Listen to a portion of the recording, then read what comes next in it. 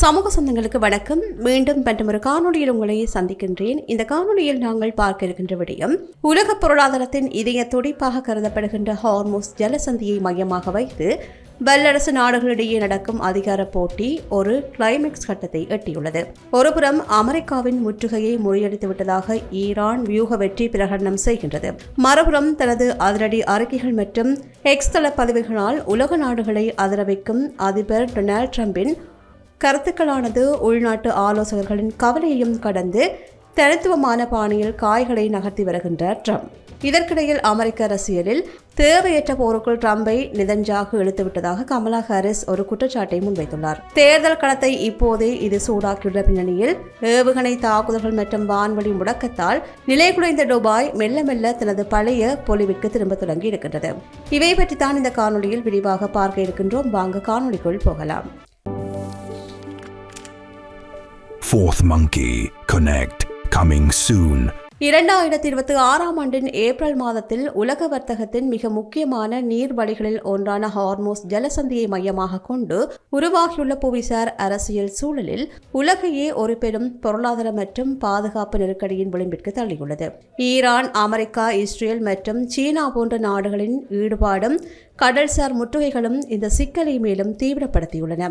பல்வேறு ஊடக செய்திகளின் அடிப்படையில் இந்த சூழலை ஆய்வு செய்யும் போது இந்த பின்னணியில் உள்ள அதிகார போட்டி மற்றும் பொருளாதார வியூகங்கள் தெளிவாக புலப்படுகின்றன. ஹார்மோஸ் ஜலசந்தி என்பது பாரசீக வளைகுடாவையும் ஓமான் வளைகுடாவையும் இணைக்கும் ஒரு குறுகிய நீர்வழி பாதை. உலக எண்ணெய் விநியோகத்தில் சுமார் 20% முதல் 30% வரையில் இந்த வழித்தடத்தின் வழியாக இடம்பெறுகின்றது. தற்போதைய சூழல் ஏப்ரல் 17 அன்று தற்காலிகமாக திறக்கப்பட்ட இந்த நீர்வழி பாதையை ஈரான் மீண்டும் மூடுவதாக அறிவித்துள்ளது. ஹார்மோஸ் ஜலசந்தியை நெருங்குவது எதிரியுடன் ஒத்துழைப்பதாக கருதப்படும் என்ற ஈரானின் இஸ்லாமிய புரட்சிகர பாதுகாப்பு படையின் எச்சரிக்கை சர்வதேச கடல் போக்குவரத்து நிறுவனங்களிடையே பெரும் அச்சத்தை ஏற்படுத்தியுள்ளது. தஸ்னிம் செய்தி நிறுவனத்தின் அறிக்கையின்படி ஈரான் ஹார்மோஸ் ஜலசந்தி வழியாக செல்ல முயன்ற 2 எண்ணெய் கப்பல்களை தடுத்து நிறுத்தியுள்ளது. இதற்கு ஈரான் கூறும் காரணங்கள் 2. ஒன்று, அமெரிக்கா மற்றும் இஸ்ரேலுடன் தொடர்புடைய உலக வலைப்பின்னல்களை கண்டறிந்து அளிப்பது. ஈரானின் இணைய துண்டிப்பு நிலவுகின்ற சூழலில் ஸ்டார்லிங் போன்ற செயற்கைக்கோள் இணைய உபகரணங்களை சட்டவிரோதமாக இறக்குமதி செய்ததாக இரு வெளிநாட்டினரும் உட்பட 4 கைது செய்யப்பட்டிருக்கிறார்கள். ஈரானை பொறுத்தவரையில் இது வெறும் எல்லை பாதுகாப்பு மட்டுமல்ல, உள்நாட்டு பாதுகாப்பிற்கும் வெளிநாட்டு தலையீட்டிற்கும் எதிரான ஒரு போராக பார்க்கின்றது. அமெரிக்க அதிபர் ட்ரம்ப் தலைமையிலான நிர்வாகம் ஈரானுடன் போர் நிறுத்த பேச்சுவார்த்தைகள் ஒருபுறம் நடந்தாலும் கடற்படை முற்றுகையை கைவிட மறுத்து வருகின்றது. இதுவே தற்போதைய பதற்றத்திற்கு முக்கியமான காரணமாக அமைகின்றது.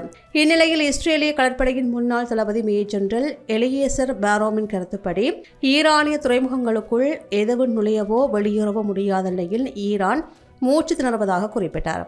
ஈரான் ஜலசந்தியை தனது கட்டுப்பாட்டில் வைத்திருப்பதாக கூறினாலும் அமெரிக்காவின் ராணுவ பலம் அந்த சொல்லாடலை சவாலுக்கு உட்படுத்துகின்றது.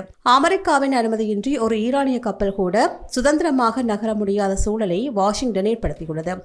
இந்த நெருக்கடியில் மிக வியப்பான தகவல் என்னவென்றால், அமெரிக்கா மற்றும் சீனா இடையே நிலவுவதாக கூறப்படுகின்ற ஒருங்கிணைப்பு ஆகும். பொதுவாக போட்டி நாடுகளாக கருதப்படுகின்ற இந்த இரு நாடுகளும் எரிசக்தி விநியோக சங்கிலியில் இடையூறு ஏற்படாமல் இருக்க ரகசியமாக செயல்படுவதாக மாரோம் கருதுகின்றார். சீனா தனது எரிசக்தி தேவைகளுக்கு ரஷ்யாவை அதிகம் சார்ந்துள்ளதால் ஹார்மோஸ் ஜலசந்தி மூடப்படுவது சீனாவை அவ்வளவாக பாதிக்காது என்றே கணிக்கப்படுகின்றது. வளைகுடாவில் எண்ணெய் விநியோகம் தடைப்படும் போது உலக சந்தையில் எண்ணெய் மற்றும் எரிவாயு விலைகள் அதிகரிக்கும். இதன் மூலம் அமெரிக்காவும் ரஷ்யாவும் தங்கள் சொந்த எரிசக்தி ஏற்றுமதி மூலம் பெரும் லாபம் அடைய வாய்ப்புள்ளது. ஏமனின் ஹவுதி கிளர்ச்சியாளர்கள் இந்த மோதலில் முக்கிய பங்கு வகிக்கின்றார்கள். எனினும் சமீப காலமாக அவர்கள் ஒருவித நிதானத்தை கடைபிடிப்பதும் தெரிகின்றது. திரைமறைவில் அமெரிக்காவிற்கும் ஹவுதிகளுக்கும் இடையே ஒரு புரிதல் ஏற்பட்டிருக்கலாம் என்று மாரோம் சந்தேகிக்கின்றார். ஈரானை திருப்திப்படுத்த சிறிய அளவிலான தாக்குதல்களை நடத்துகின்ற ஹவுதிகள் ஹாப்பல் மண்டேப் நீர்வழியை முழுமையாக மூட முன்வரவில்லை என்பது கவனிக்கத்தக்கது. இஸ்ரேல் இந்த மோதலால் சில பொருளாதார பாதிப்புகளை சந்தித்தாலும் தனது வர்த்தக பாதைகளை மாற்றி அமைப்பதன் மூலம் விநியோக சங்கிலியை தக்க வைத்துக் கொண்டுள்ளது. அதிபர் ட்ரம்ப் ஈரானுடனான ஒப்பந்தம் 1-2 நாட்களில் முடிந்துவிடும் என்று நம்பிக்கை தெரிவித்தாலும் கள நிலவரம் வேறு விதமாக உள்ளது. ஈரான் தனது இறையாண்மையையும் வருவாயையும் பாதுகாக்க போராடுகின்றது. அதே சமயம் அமெரிக்கா ஈரானை முழுமையாக சரணடைதலுக்கு கொண்டு வரவும் முற்றுகையை ஆயுதமாகவும் பயன்படுத்துகின்றது. ஈரான் அமெரிக்க மோதல் என்பது வெறும் நீர்வழி பாதைக்கான போர் மட்டுமல்லாமல் இது உலக எரிசக்தி சந்தையை கட்டுப்படுத்துவதற்கான ஒரு பெரும் அதிகார போட்டியாகும். ஈரானின் பொருளாதார நெருக்கடி தீவிரமடையும் போது அது மேலும் ஆக்ரோஷமான இராணுவ நடவடிக்கைகளில் ஈடுபட வாய்ப்புள்ளது. அதே சமயம் அமெரிக்கா சீனாவையும் ரஷ்யாவையும் தனது வியூகத்திற்குள் நுணுக்கமாக பயன்படுத்திக் கொள்வது சர்வதேச அரசியலில் ஒரு புதிய மாற்றத்தை காட்டுகின்றது. ஹார்மோஸ் ஜலசந்தியில் நிலவுகின்ற தற்போதைய இழுபறி நிலை உலக அமைதிக்கு பெரும் சவாலாகவே மாறியிருக்கின்றது. ஈரானின் எச்சரிக்கைகளும் அமெரிக்காவின் பிடிவாதமான முற்றுகையும் ஒரு தற்செயலான போருக்கு வழிவகுக்கக்கூடும் என்ற அச்சம் நிலவுகின்றது. சர்வதேச சமூகம் தலையிட்டு ஒரு நிலையான அமைதி ஒப்பந்தத்தை ஏற்படுத்தாவிட்டால் இதன் பாதிப்பு வளைகுடா நாடுகளை தாண்டி ஒட்டுமொத்த உலக பொருளாதாரத்தையும் நிலைகுலைய செய்யும். த வால் ஸ்ட்ரீட் ஜேர்னல் செய்தி குறிப்பிடுவது போல அமெரிக்கா ஈரானிய கப்பல்களை கைப்பற்ற தொடங்கினால் மோதல் அடுத்த கட்டத்திற்கு செல்வது உறுதி. அடுத்து அணுசக்தி உரிமைகள் மற்றும் ஹார்மோஸ் ஜலசந்தி விவகாரத்தில் அமெரிக்காவுக்கும் ஈரானுக்கும் இடையிலான மோதல் புதிய உச்சத்தை தொட்டிருக்கின்ற பின்னணியில் அமெரிக்காவின் இலக்குகளை முறியடித்து விட்டதன் மூலம் இந்த போரில் ஈரான் வெற்றி பெற்றுள்ளதாக அந்த நாட்டு நாடாளுமன்ற சபாநாயகர் அறிவித்துள்ளார்.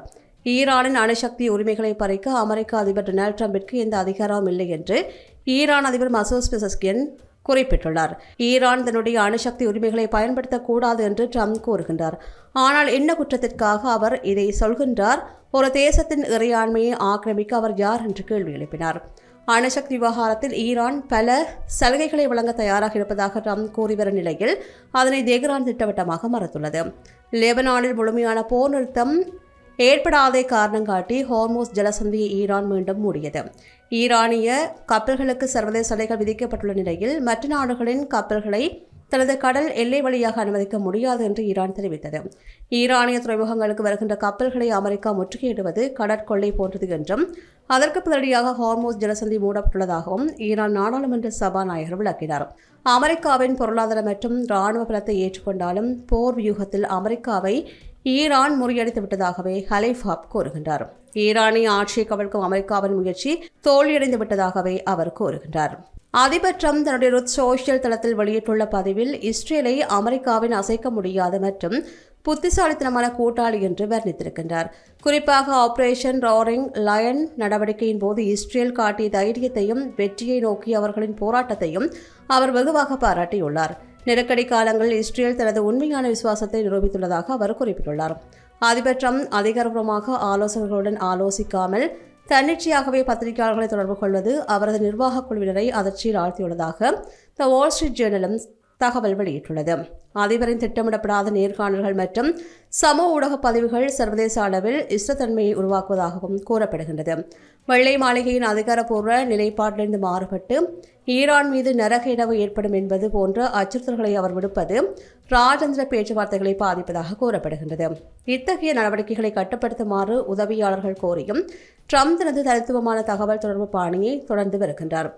ஈரானின் 90% எண்ணெய் ஏற்றுமதி மையமான ஹார்தீவை கைப்பற்ற அமெரிக்க ராணுவம் திட்டமிட்டிருந்தது. இருப்பினும் இந்த திட்டத்தை அதிபர் நிராகரித்தார்.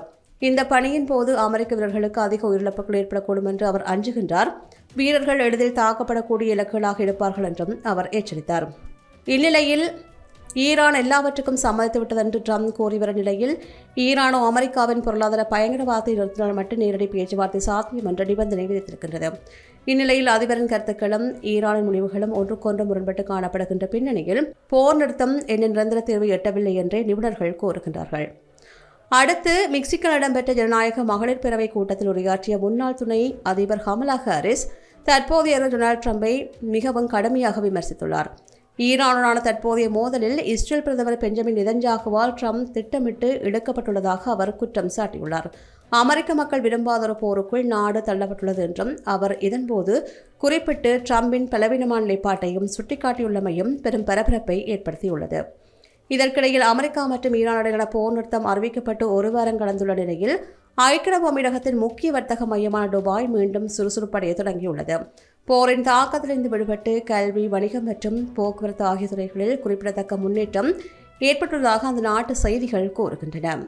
இவை சமீபத்தில் வெளியான செய்திகளின் தொகுப்பாக காணப்படுகின்றன. செய்திகள் பற்றிய உங்களுடைய கருத்துக்களை கீழே இருக்கும் கமெண்ட்ஸ் பக்கத்தில் மறக்காமல் பதிவிடுங்க. மீண்டும் மற்றொரு காணொலியில் உங்களை சந்திக்கின்றேன். நன்றி.